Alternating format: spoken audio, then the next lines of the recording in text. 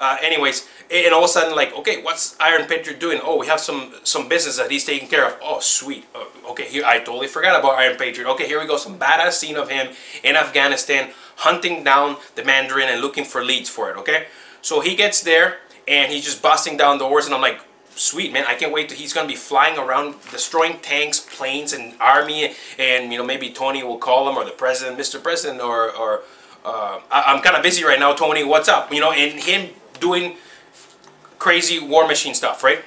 Nothing. He walked in the building, he looked at people, he said, yeah, I'm here to serve you people, you know, walk out and all that. And then at the time again, the rev meter kind of ramps up. The one more, what do you call these bioengineered people, the villains, which I'll get to that in a little bit, grabs him, and it's like, oh shit, there's a fight coming out here. You know, he's going to throw him through the building, and there's going to be a fight with him.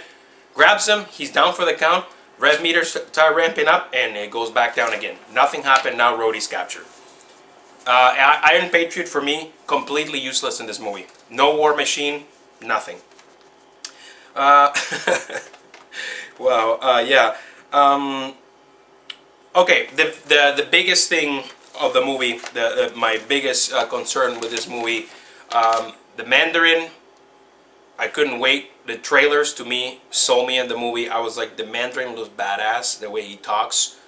And nowadays, in superhero movies, I almost like, you're so drawn to the bad guy so much.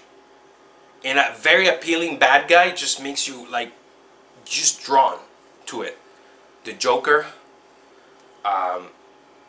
Bane, like, it's almost like if you get powers, and I know people just think about this a little bit, if you get amazing powers, wouldn't you be drawn a little bit more to be evil? Because evil is cooler, right? So, you know, I'm looking for this in a movie. The villain, you know, how the villains, always the villains have these, like, enticing and appealing thing to it, that you're like, man, I love this villain, I love it. And the heroes are cool, but the villains are always a little bit better for some reason, right? And you want them to be epic villains. And that's what I was hoping for the Mandarin. The Mandarin's played by Ben Kingsley, a great actor. So you get, I'm there, and then you start seeing the broadcast, the terrorist broadcast from the Mandarin threatening the world, the president of the United States, and, you know, we hate the U.S., of course, all terrorists hate the U.S. So I'm like, man, this guy, and I like that he's a terrorist, you know, like Bin Laden and all that. So very cool, right? You know, the guy's very dangerous. We got to take care of the United States using Iron Patriot and Iron Man. We got to take this guy down. All of a sudden, Mr. Tony has a whole scene. They're running around with some tech, but I mean homemade tech.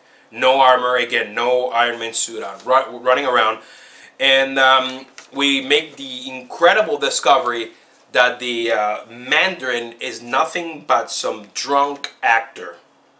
And I was hoping, you know, when Tony was pointing a gun now to him, that he was gonna just let his guard down, and Tony's like, this is crazy, this is crazy, and this is who you are, and he's gonna turn around and he's gonna like grab him and throw him as like, yeah, you know what, I'm the Mandarin, I was playing you for fool, hoping that whole time that happened. No, it's a lie, a false advertisement for this movie. The Mandarin is a lie.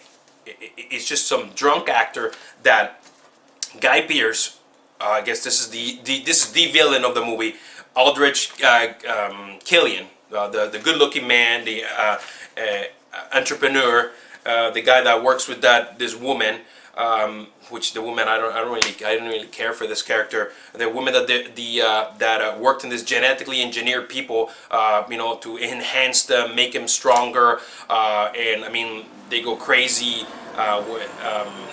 when they get powers and stuff like that. They go red, you can see it through, and I mean, and there was an instability with it because people were blowing up, and anyways, you know what, the plot of the movie was like, whatever.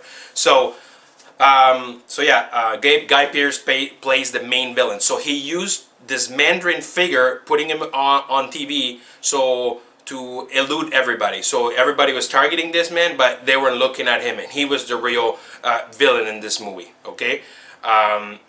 So in one of his lines, he says, you know what, I am the Mandarin. I'm like, wow, really? Really? You are the Mandarin? And this guy right here that I wanted to see the whole movie is a lie. I was complete. My one friend, I actually held my friend, and I was like, "What? Like, really?" He wanted to leave the theater. Um, it was crazy, and you know, people are telling me, "Oh, you're like a geek, and you don't want to accept it that there, you know, anybody could be the Mandarin and all that." No, you can't play with stuff like that. You can't just tell us this and then give us that. I'm not rolling with it. I didn't like this. You know, some people are gonna buy it.